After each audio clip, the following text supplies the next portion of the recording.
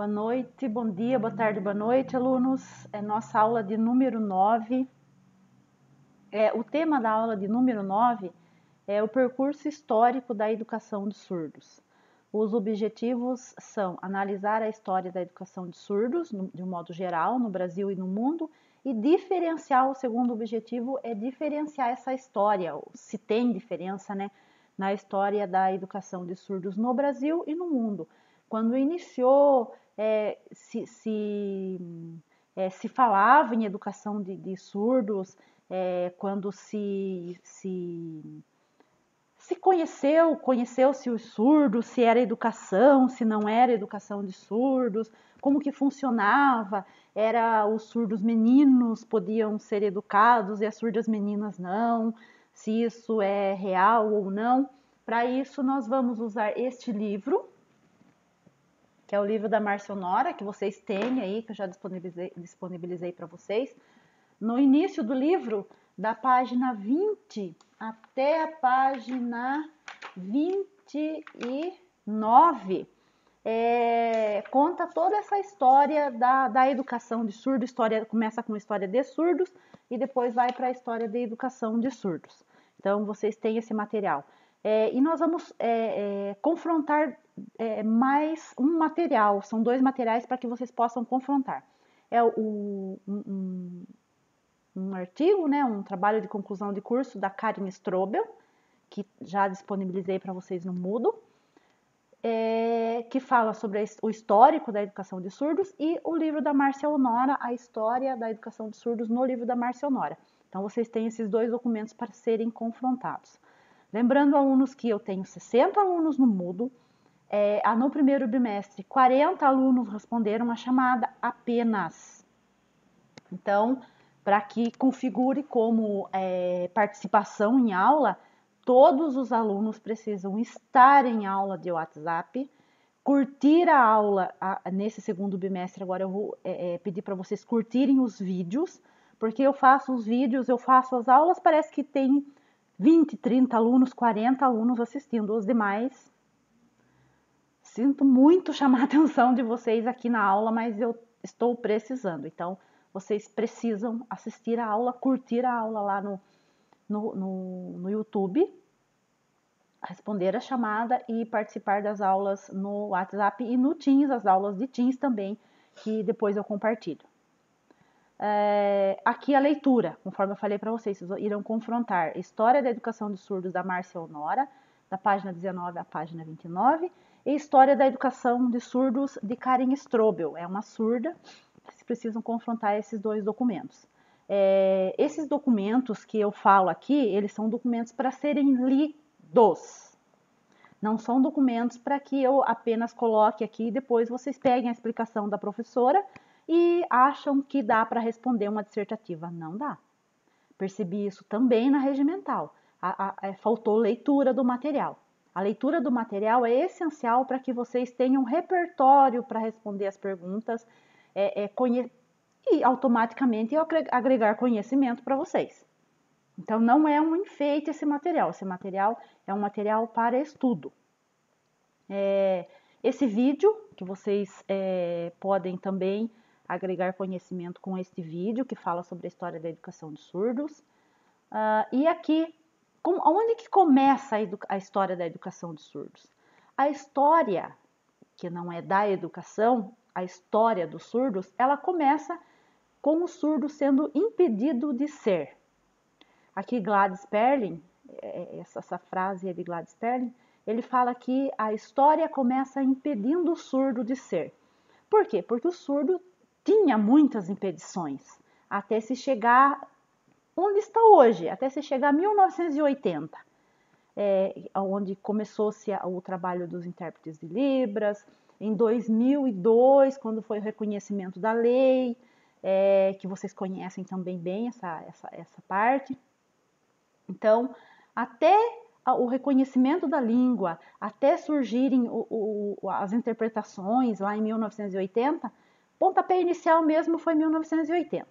Aí o reconhecimento da língua veio em 2002. Mas o surdo era proibido de ser sujeito, de ser surdo, de ser uma pessoa. É uma história bem triste. Aqui eu coloquei para vocês um sinal, para vocês treinarem, um sinal de história, de educação. Esse aqui é vários, porque é educação de surdos. Esse é o sinal de surdos que também já ensinei para vocês. Quando que começa essa história? Como que começa?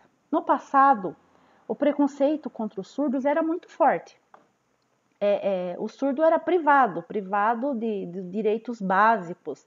Não se tinha uma lei que se... não, esse é um direito do surdo. O surdo não tinha direito, era privado, totalmente privado de direitos. Sair na rua, comprar... totalmente privado, ficava escondido, totalmente excluído. Pensar em uma educação para surdos aqui nessa época, século XII, XIII, nem pensar, né? Aqui, os surdos, eu coloco para vocês essa imagem para trazer para vocês mais um pouco das privações. O surdo era privado de casar, era privado de receber herança. Se o surdo ele era filho único e a família era de dinheiro, né? A guarda desse surdo poderia, independente da idade, poderia ter 20, 30, 40, 50 anos, essa herança ia para um outro familiar, um parente próximo, que administrava esse dinheiro, que usava esse dinheiro, né?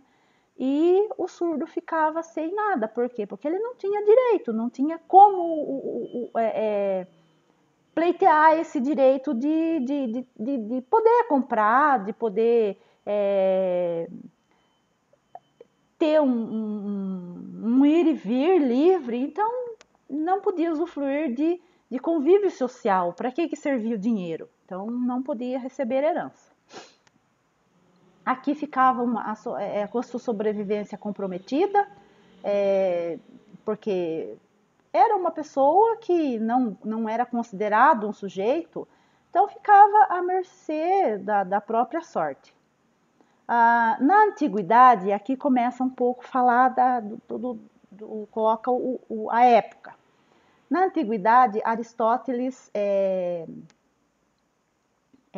disse aqui a seguinte frase: a linguagem, aqui ele usou o termo linguagem, é que dá ao indivíduo a condição de humano. O que ele quis dizer aqui?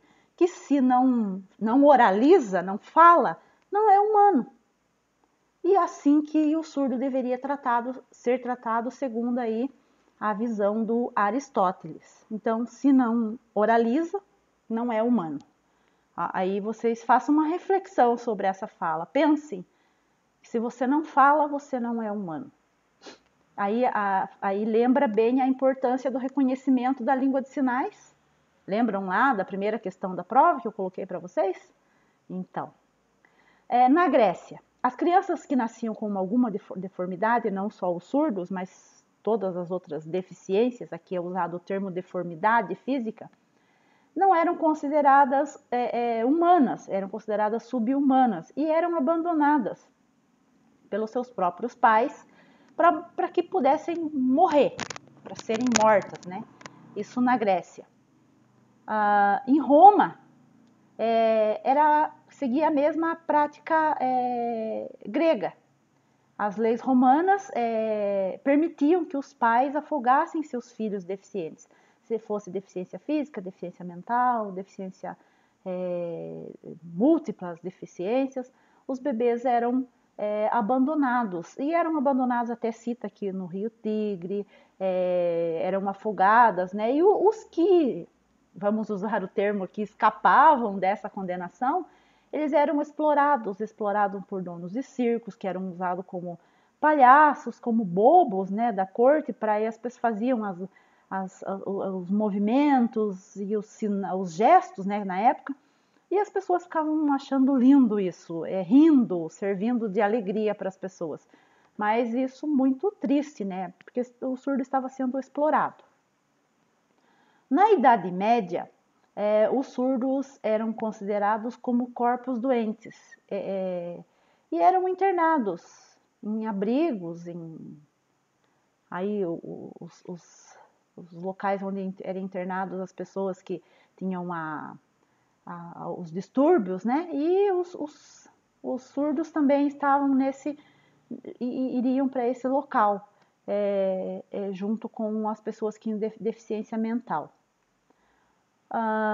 E aconteciam muitos suicídios, os que não eram jogados no rio para morrer, se tiravam a vida por conta desses maus tratos, dessa exclusão.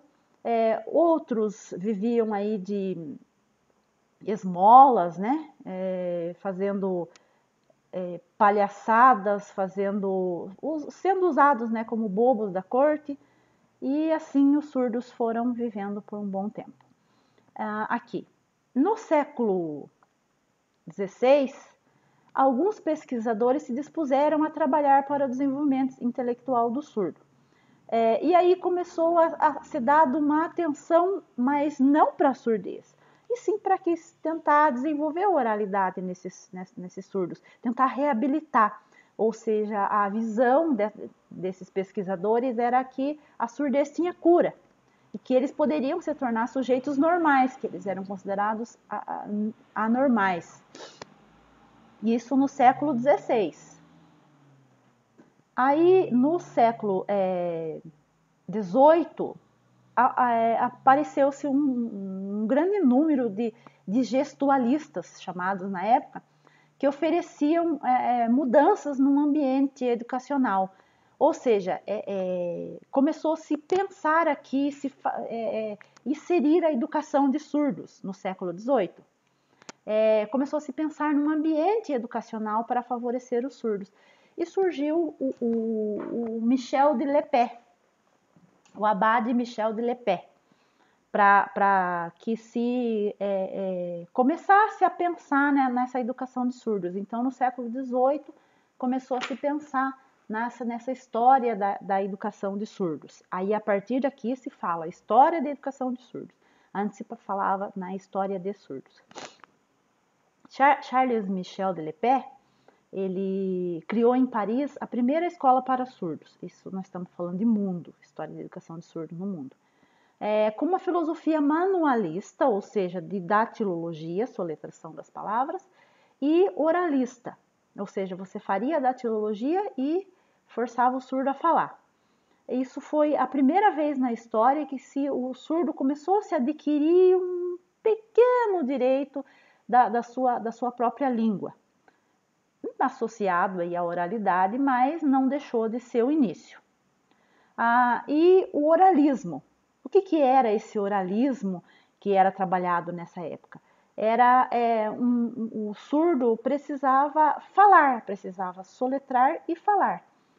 E com isso, alguns surdos que conseguiram desenvolver essa oralidade, que eram surdos que tinham perdas auditivas, eles, na época, os pesquisadores, né, as pessoas que estudavam os surdos, a educação de surdos, na grande maioria não, todos os ouvintes desenvolveram aí uma pesquisa e foram agregando a isso, e aconteceu o segundo Congresso de Milão, em 1880. Só que nesse congresso, todos que participaram eram ouvintes, não deram vez aos surdos. E o que aconteceu? Aprovou-se o oralismo para a educação de surdos, que nessa época que nós já estamos educando o surdo, já estavam, né, educando os surdos. E o surdo foi obrigado a falar. As escolas aí da época que usavam ainda o gestualismo, conforme estava no slide anterior, foi obrigado a não usar mais. Não se usou mais, foi totalmente proibido a língua de sinais, de todas as formas. Então, dominou-se a língua oral para os surdos que conseguiam falar, e para os surdos que não conseguiam falar, eles eram totalmente excluídos. E esse oralismo, nós teremos uma aula falando sobre só essas filosofias, que é a filosofia educacional para surdos, que é o oralismo, o bilinguismo, comunicação total. Mas o oralismo ele durou 100 anos, e 100 anos foram 100 anos de sofrimento para o surdo. Inclusive o INES, o colégio que tem aqui no Brasil, o primeiro colégio para surdos, fundado no Rio de Janeiro, que nós já vamos falar sobre isso, nesse colégio foi proibida a língua de sinais também. Não se usava a língua de sinais em nenhum lugar do mundo mais, nenhum sinal poderia ser realizado. Isso durou 100 anos. Então, a proibição aí do surdo usar a sua própria língua, o direito linguístico não sendo reconhecido. Aí, depois desses 100 anos, veio a história da comunicação total, em 1971. Foi num Congresso Mundial de Surdos em Paris que a língua de sinais começou a ser retomada, mas aí junto com a comunicação total. E o que era essa comunicação total? Poderia-se usar gestos, mímicas, sinais, a palavra oralizada. Isso é a comunicação total. E hoje nós estamos na época do bilinguismo, inclusive foi até assinado um documento aí pelo presidente, falando sobre as escolas bilíngues. Depois vocês podem dar uma olhada nessa documentação. Até teve uma repercussão em Facebook, mas falando sobre a educação bilíngue para surdos. E na proposta bilíngue, o surdo está lá conforme a lei, né? A gente sempre vai voltar na lei e vai voltar no decreto. A Libras como primeira língua para o surdo e o português como segunda língua. A Libras aí sendo a língua materna do surdo, sendo a língua de instrução do surdo. E aí isso é o bilinguismo. Primeira língua do surdo, a Libras, a língua de sinais brasileira, e a segunda língua dele, na modalidade escrita, a língua portuguesa. Aí chegamos agora na história da educação de surdos no Brasil. Em 1855, o imperador Dom Pedro II trouxe para o Brasil Ernest Rouet. Qual que era o objetivo da vinda desse professor? Era professor francês. Por isso que a nossa língua brasileira de sinais tem origem na língua de sinais francesa. Então, o imperador Dom Pedro II trouxe Ernest Rouet para o Brasil para trabalhar com 2 crianças surdas, que foram beneficiadas com bolsas pagas pelo governo. E aí, com esse professor no Brasil, fez uma parceria com Dom Pedro II, fundou-se o INES, o Instituto Nacional de Educação de Surdos, no Rio de Janeiro. A fundação foi em 26 de setembro de 1857. Por esse dia também, 26 de setembro, o dia do surdo, né, aqui no Brasil, e Ernest Rouet, aí, em parceria com Dom Pedro II, fundaram esse colégio, que antes era Instituto Nacional de Surdos e hoje é Instituto Nacional de Educação de Surdos, o INES. No passado era surdos mudos, eu até nem pronuncio surdos mudos, mas antes era surdos mudos e hoje é o Instituto Nacional de Educação de Surdos. Aqui está a foto do colégio, né? O colégio existe, está no Rio, trabalha com educação de surdos. Quem for para o Rio um dia quiser conhecer, né? Muito, muito legal conhecer esse local. E aqui, nesse colégio, quando foi proibido a língua de sinais no mundo, foi proibido aqui também. Tem uma história bem interessante falando sobre essa proibição no colégio INES, colégio feito para surdos, onde a língua de sinais foi proibida, por 100 anos também. O que vocês farão de atividade? Vocês farão uma linha do tempo, uma timeline, pesquisando Márcia Honora, aí vocês escolherão Márcia Honora ou Karen Strobel. Farão uma linha do tempo da história da educação de surdos. Na antiguidade, eu comecei essa linha do tempo para vocês. Na antiguidade, o surdo não era considerado humano. Na Idade Média, a discriminação ficou por conta da Igreja Católica. Porque na Idade Média, a Igreja Católica considerava que a pessoa que não conseguisse confessar seus pecados, ela não chegava até Deus. Então, foi uma discriminação muito grande. E aí vocês continuarão fazendo essa linha do tempo. Eu coloquei para vocês Idade Média, vocês podem continuar de acordo com a história da educação de surdos do documento que eu passei para vocês, dos 2 documentos. Aí vocês escolhem um para referenciar o qual vocês pesquisaram. Vocês podem fazer aí no caderno de vocês, podem fazer em um slide e depois nós vamos conversar sobre isso durante a aula, Mas o interessante é que vocês façam essa timeline, essa linha do tempo da história da educação dos surdos no Brasil e no mundo. E ali vocês podem dividir quando educação de surdos no Brasil e educação de surdos no mundo. Ou então pode fazer essa divisão, quando começou a história da educação de surdos no Brasil, pode colocar aí o Colégio Innes, e eu não vou falar mais. E aqui, uma pergunta para vocês. Vocês irão destacar para mim nessa linha do tempo quando começou a história da educação de surdos, quando que deu o pontapé inicial, qual que foi a data? Pode ser século, pode ser ano, aí vocês irão achar. Só uma dica para vocês, está lá no livro da Márcia Honora, tá lá na página 20. Então, vocês irão lá no livro para verificar essa situação para colocar aqui na linha do tempo, tá bom? E essa linha do tempo, cada um faz o seu, faz aí no caderno e façam uma reflexão sobre a história da educação de surdos. Como que é hoje a história? Como que está acontecendo hoje? Vocês conhecem a lei, o decreto? Será que mudou alguma coisa desde lá do século XII, século XIV, século XV, XVI e XVII? Qual que é a diferença que está acontecendo hoje na história da educação de surdo com essa história lá dos séculos passados? Tá bom? Então, pensem um pouquinho sobre essa situação. As referências aqui, estou usando Honora e Strobel para os dois documentos, esses dois documentos que são base para a nossa aula. E todos precisam ler esses documentos, todos, tá bom? Por favor, leiam aí, façam uma reflexão sobre essas questões que eu levantei com vocês e vamos discutir um pouco mais, vamos discutir um pouco mais lá na nossa sala de aula WhatsApp e continuamos com essas discussões lá, tá bom? Obrigada pela atenção de vocês e até a nossa aula de WhatsApp.